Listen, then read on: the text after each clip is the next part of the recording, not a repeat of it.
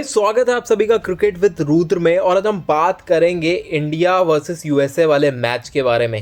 भाई ये जो मैच हुआ है ना कि मतलब क्या बोलूँ मैं, क्योंकि शुरू में जिस तरीके से इंडियन टीम ने स्टार्टिंग की बैटिंग में, हम सब ने जो एक्सपेक्ट किया था कि भाई इंडिया जो है 300 पार मारेगी, और शुरू में ही जिस तरीके से अभिषेक शर्मा पहली बॉल पे आउट होते हैं, उसके बाद ईशान किशन भी 20 रन पे आउट हो जाते हैं, और धीरे धीरे भाई मतलब एक के बाद एक प्लेयर आउट होता ही जा रहा था। चाहे वो अभिषेक शर्मा की बात कर लो, चाहे ईशान किशन की बात कर लो, रिंकू सिंह हो गया, शिवम दुबे हो गया, हार्दिक हो गया।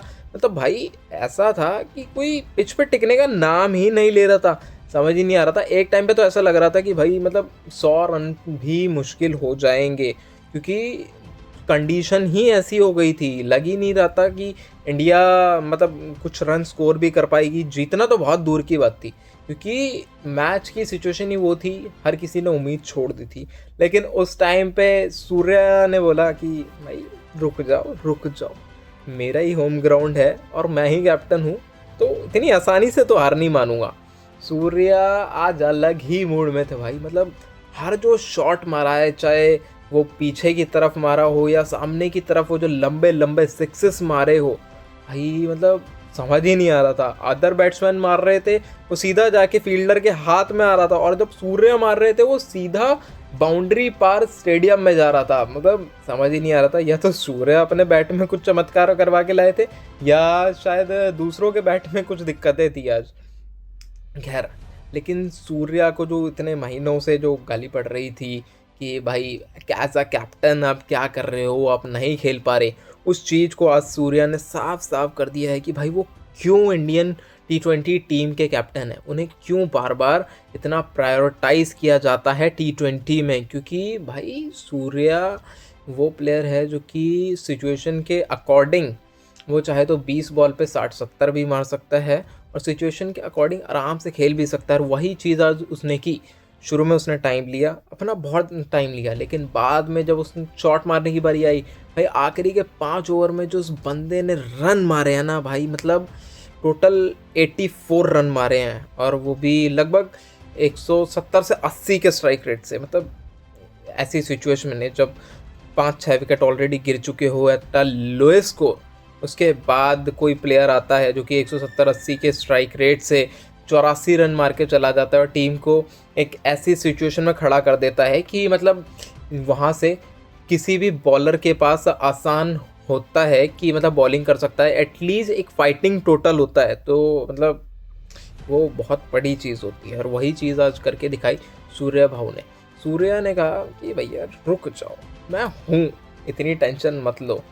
तो बाकी तो उसके बाद अब जब टोटल खड़ा हो चुका था, अब ये भी था कि 165 का ही टारगेट था, ज़्यादा बड़ा टारगेट है नहीं। तो क्या लगता है कि यूएसए चेस कर पाएगी कि नहीं? तो उसका जवाब तो हमारे मियाँ मैजिक ने ही दे दिया।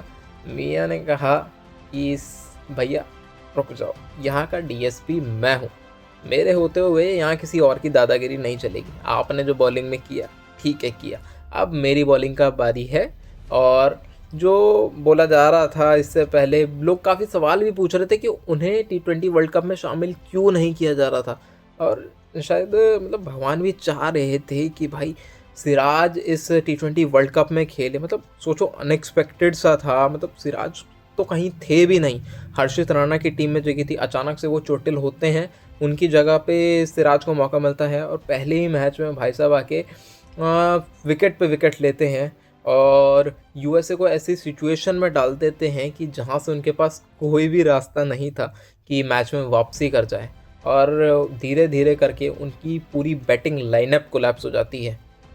ओ मतलब सिराज का तो क्या ही कहना, मतलब जब भी आते हैं कमाल ही करके जाते हैं, चाहे फिर वो उनके नेचर के हिसाब से हो या फिर उनकी बॉलिंग के हिसाब से, हर जगह वो छा जाते हैं। तो भाई बस यही है कि मतलब 300 तो जो लग रहा था, बस एक ही चीज़ है, अब वो 300 तो दूर दूर तक थोड़ा नहीं लग रहा। मतलब हो सकता है कि आगे के मैचेस में चल के इंडिया और भी ज़्यादा बैटिंग में अच्छा करता है, क्योंकि देखो हर दिन तो सेम नहीं रहता, हर दिन इतने ख़राब भी नहीं खेलने वाले, क्योंकि हमारी बैटिंग बहुत अच्छी है यार। ये चीज़ हमने अभी रिसेंट में जो न्यूजीलैंड के साथ सीरीज़ हुई उसमें काफ़ी प्रूव भी की है। तो ठीक है, एक दिन मैच ख़राब होता है, कोई बात नहीं, तो वो सारी चीज़ें तो ठीक हो जाएंगी। बट अभी भी कुछ चीज़ों पे ध्यान देने की ज़रूरत है, और अगर वो सारी चीज़ें ठीक हो जाए तो मे बी इस बार भी इंडिया को T20 वर्ल्ड कप जीतने से तो कोई नहीं रोक सकता। बाकी इस चीज़ को लेकर आपका क्या मानना है और आपकी क्या राय है, ये कमेंट बॉक्स में ज़रूर बताएं। और अगर वीडियो अच्छी लगी हो तो चैनल को सब्सक्राइब कर ज़रूर जाएं।